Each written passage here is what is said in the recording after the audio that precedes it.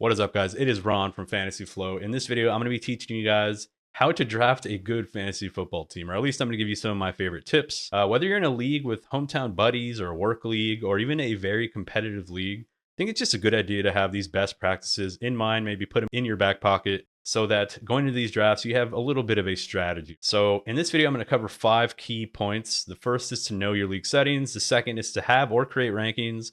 Third is to understand the different builds that exist. It's pretty much just the different roster constructions. The fourth is factoring in risk versus upside. And the last is honestly just to have fun. At the end of the day, it's fantasy football. I mean, this is the best time of the year. It is when champions are made, when friendships can be destroyed, when friendships can actually grow. So if you like this video, if you do find value from it, I would really appreciate if you guys can give me a like, give me a sub, and stay tuned. I'm going to be releasing things like ranking videos, waiver wire videos, ad drops, trade targets, all types of stuff throughout the season. So I'd really appreciate a sub. Before I waste any more of your time, let's get into this video. And the first one on the list is to know your league settings. This one is pretty straightforward. You want to know not only how many roster spots you can have, what types of positions your rosters will be filled with, and you know how big your bench is, whether you have IR spots. You want to know how many points you're going to be getting per reception, how many points quarterbacks are going to be getting when they throw touchdowns versus when they run them in. Look for any bonuses, like if there's any 40-yard touchdown bonuses for receiving or rushing. Look for tight end premium. Maybe your league might have a tight end premium, meaning whenever a tight end catches the ball, you're usually going to get a little bit more points. So make sure you keep that in mind because that'll really impact how you draft and what types of positions you need to be targeting early and all that kind of stuff. Even just the amount of people, right? So if you're in a 10 versus a 12-man league, that also matters. So pretty straightforward. The next one on the list is to create or find rankings of somebody that you trust, right? So you can do this yourself. Just go through the typical ADP lists, or maybe on the platform they might be using. Probably a good idea because most of the people in your draft are probably just going to be using the ADP on that platform. So let's say you play on ESPN. Grab ESPN's current ADP and circle some players that you like or that you don't like, and then create like tiers for yourself. Or you can just go to an expert that you do trust. There's tons of really great experts in the industry that create rankings every year. They match them with like Vegas projections, which tend to be really accurate.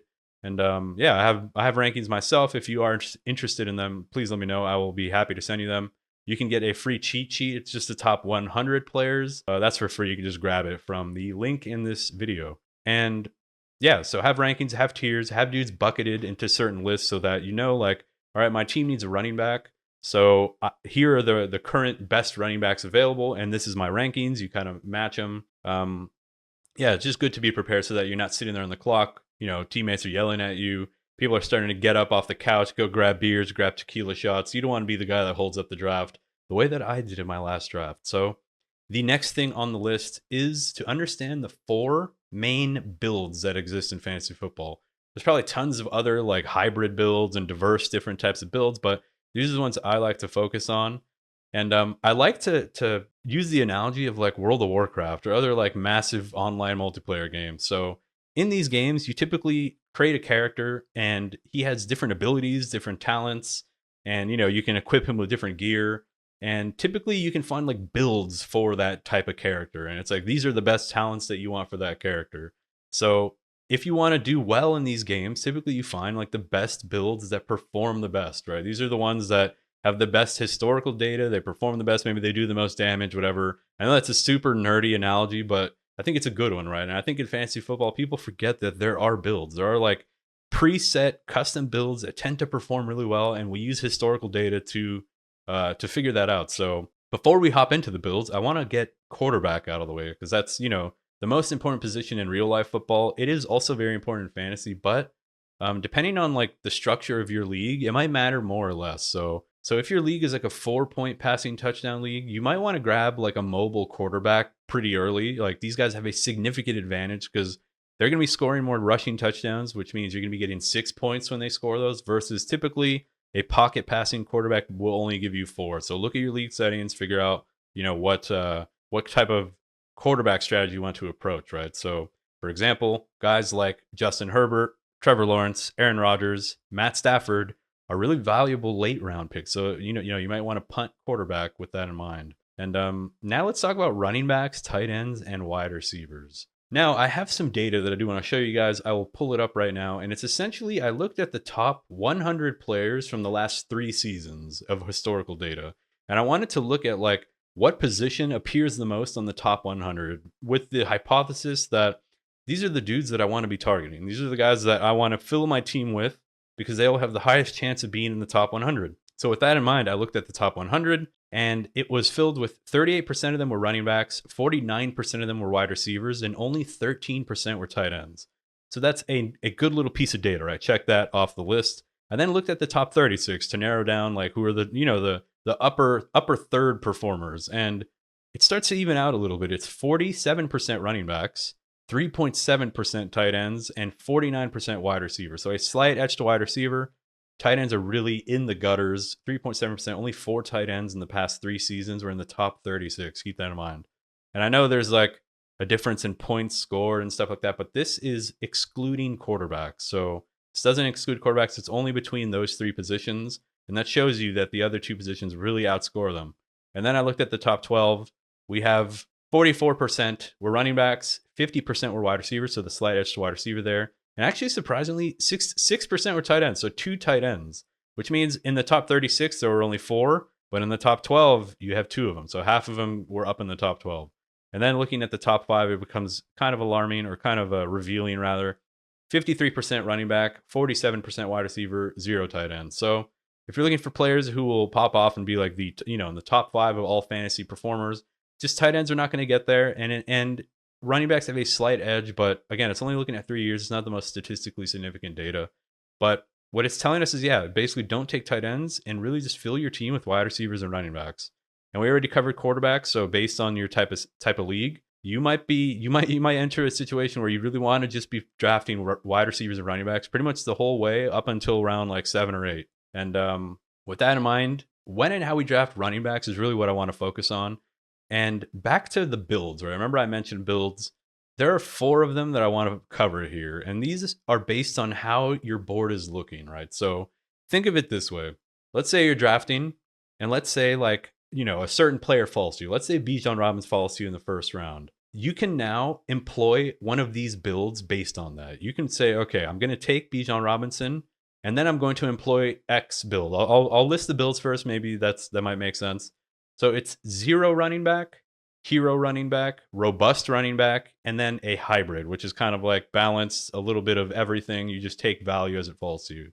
Let's start with 0 running back, and I'll explain exactly what it is. Essentially, what you're doing is you're going to be bypassing running backs in the early rounds. And that doesn't mean, 0 running backs the entire draft. It just means that you're going to load your team with mostly wide receivers, wide receivers, quarterbacks, maybe a good tight end, more wide receivers, and then you're going to be taking running backs way later. So when would I use this strategy? So if I'm playing in full PPR or half PPR, meaning, I already explained it. If you're in a full point per reception or half point per reception, this is when I'd consider 0 RB. And essentially, if Christian McCaffrey, Bijan Robinson, Breece Hall, and Kyron Williams, and if you like Saquon Barkley, Jonathan Taylor, if these guys are going to be gone, and you know that by the time it gets to your pick, these dudes are most likely going to be gone, or you do get to your pick and see that all those guys are gone, I would just say, you know what, I'm going to pivot. When everyone is zigging, I'm going to zag. I'm going to take the next best wide receiver. And then I'm going to essentially fill my team with wide receivers and maybe a top quarterback. And then I'm not even going to look at running back until like maybe the 6th or 7th round. So that's 0 RB. With hero RB, it's a little bit different. Also use it in full and half PPR. But essentially, it's when you can grab one of those guys that I just mentioned. When a Christian McCaffrey or a Bijan Robinson, a Breece Hall, a Kyron are still on the board, and you have one of those earlier picks, you can grab them. This is when I'd employ hero RB. Basically, what a typical team can look like is you would go running back, and then wide receiver, maybe a quarterback, then a wide receiver, then maybe a running back or another wide receiver, basically based on, who falls to you in those later rounds. And what you're essentially doing is you're going top heavy, right? You're basically employing one really good running back who you hope will carry you and be like, that hero stud for you. And then you're hoping to have a positional advantage in other parts of your team. And the next is robust RB. This is pretty straightforward. This is, I'd probably employ this in a standard league just because running backs have more touchdown equity, more of a chance to score touchdowns. This is when you basically go running back heavy early on. You can go, First 3 rounds might be something like running back, wide receiver, or running back, wide receiver, then a running back, then a QB, then another wide receiver. Like you'd usually get like 2 to 3 running backs in the first 6 rounds. That would be robust RB. As I mentioned, standard leagues, that's where you'd probably want to employ that. Next thing on the list is diverse, so balance. This is something that is honestly just really like taking value as it falls to you. This is something that I also kind of like. I think it's probably what's going to end up happening, right? Like you don't want to be too rigid and stick to one of these builds, especially because in your home league or in your work league, like dudes are going to be going super early or super late. Like I was seeing, Alvin Kamara went in like the 2nd round in my league, which is crazy, right? He's like a 4th round pick in most ADPs. So you can't really account for that kind of stuff, right? So like, for example, Malik Neighbors fell to me like the end of the 4th round. I just swooped him up, right? Even though I already had 3 wide receivers. I went wide receiver 4 rounds in a row to start my draft. So, stuff happens. You end up employing these different strategies based on really who falls to you. And that just about does it for the different builds. Generally, just to mention the benches, you probably want to fill your bench with mostly running backs and wide receivers. Don't really get like a backup tight end or a, backup quarterback unless there's a few situations. So if you take a quarterback later on, if you take one of these pocket passing quarterbacks like Aaron Rodgers, Stafford, one of these older guys, it's probably a good idea to get another dude of that similar ilk or of that similar class or spec, to use another MMO term. Because then you can kind of play the matchups, right? So like if in week 8 he's got a tough matchup, you see that red on Sleeper, for example, when you see who they're going to be playing against, it could be green or red based on how easy the matchup is. If you see red, you might want to pivot to that other guy. Or another instance where I would take a like pocket passer, veteran type QB is if I have like a young, unproven quarterback. So for example, anyone who's going to be taking Jaden Daniels in like the 8th, 7th, 9th round, grab somebody like Aaron Rodgers or Stafford late. I was able to get Justin Herbert late. To me, that's like the perfect pairing. One guy is like mobile with upside, the other guy immobile, but there's some concerns about him, so he fell. So that's why I took Herbert. I think that's a nice little mix. And then when it comes to tight ends, just to wrap this up and finish this long ass section off, tight ends. I recommend that if you can get like a top 3 tight end at value, so you can get them in like the 3rd round, 4th round, then it's a good swing to take. As you guys saw from the data that I showed you, typically, you're only going to get like 4 to 5 tight ends in the top 36. But if you can get one of those top 3, the problem is that it's risky, right? The problem is that you don't know if you're going to hit on the dude that you get. But if you can hit on one of them, you do have a very big positional advantage. So I do think that's when you can that's when you can give it a shot. But otherwise, I would just wait until later. Guys like David Njoku, like Dallas Goedert, like Ferguson from Dallas. These are all names that I really like where they're going, and I like their value. Or basically, I've already filled my team out. I already have my wide receivers, my running backs, maybe even my quarterback. That's when I'm okay to take a dude like Njoku or Dallas Goedert. These are dudes with a little bit of upside. There's some issues about how much volume they're going to get, but that's all for that, guys. In the next section, I'll try to wrap this up and keep it short for you guys, but the next one is risk versus upside. This section I really want to talk about because I think like most people forget that in fantasy football, if you're not first, you're last. That's really what it comes down to. I mean, nobody remembers who was second place, right? Like I was second place a few times, but nobody really cares. It's you want to get first place, right? You want that top dog spot. You want bragging rights. You want to be able to call your league mates inferior. And with that in mind, you want to be going after dudes who have some upside, at least a little on your team. So for example, there are players in the top 20, the top, 36, the top 50 who have upside and they're safe, right? And those guys typically are like your top 10 players. That's like your Amon-Ra St. Brown, your AJ Brown, your CeeDee Lamb, your Bijan, your Brees.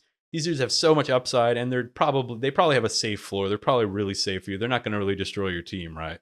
And then you have other players, and basically the further away from the top 10 picks you go, either they will fall into one of those categories of either safe or they have upside.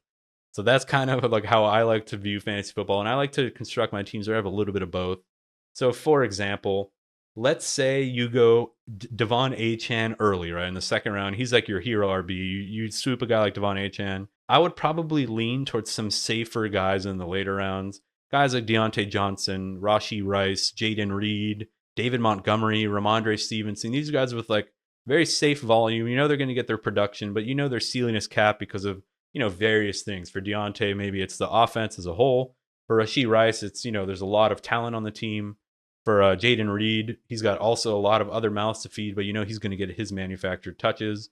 And, flip that around and do the opposite for if you were to draft a guy like Amon-Ra St. Brown. Maybe you want to go for more risky players in like the middle rounds. Maybe you want to go for a DJ Moore or a Kittle or a Pitts or George Pickens or, Christian Watson, DeAndre Swift, Alvin Kamara. These are guys that are like really risky, right? But they have a lot of upside.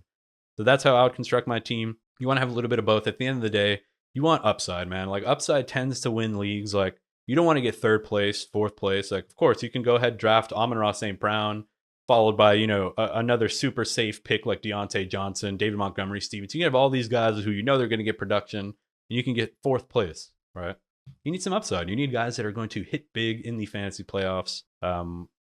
That wraps it up for that section. The last section, guys, on this is that you just want to have some fun, man. This is, like I said, draft the dudes that you want to be watching. Draft guys who have good quarterbacks throwing them the ball. I know that there's a lot of value to be had from players with poor quarterback play, but it's just frustrating when you have to watch your guy never get the ball, or you see, a quarterback scared to climb the pocket and really like deliver that strike to the middle of the field. It's just depressing, man. I want to watch my fantasy players just like beast and feast, man. I want Aaron Rodgers to be gunslinging, dude, and finding Garrett Wilson for that, second touchdown of the game, and just to be toying with defenses. Like, draft players from teams that you like, man. I mean, there's nothing better than seeing Jamar Chase get 3 touchdowns, dude, on a Sunday morning. Nothing feels better, man. So that wraps it up for this video. I hope you guys enjoy this video. I hope it does give you guys some value. This is more for like your beginners, people who are maybe new to fantasy football, maybe even veterans who want to refresh on their basics, on their 101 fantasy skills. If you guys did like this video, I would super appreciate a like. A subscribe would be even better, man. It would help me so much. I am growing the channel. We're at 250 subs as of today. Feeling great. Been pumping out content. At the end of the day, I'm just here to have fun, connect with you guys, build a little community. And this is Ron from Fantasy Flow. I will catch you guys in the next one. Bye.